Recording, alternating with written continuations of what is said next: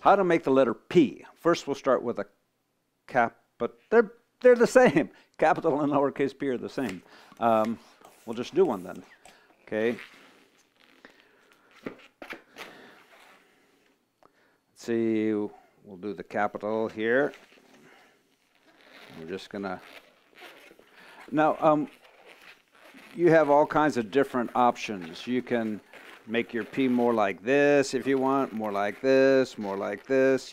That's where your discretion and artistry comes in, how exactly you want it to look. But that's where you would shape it by how high up and how far in you make it. I kind of think that's pretty darn perfect.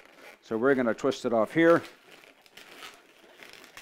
And we need to make a pinch twist back here to hold the spine of the P in place. So we will do that. This is what I'm going to pinch twist. This is just extra that'll be popped off. Pinch twist back there. Pop off the extra by pushing it up and making sure there's air in there so I can pop it. I left enough balloon to be able to tie it off. And there is your uppercase or lowercase p.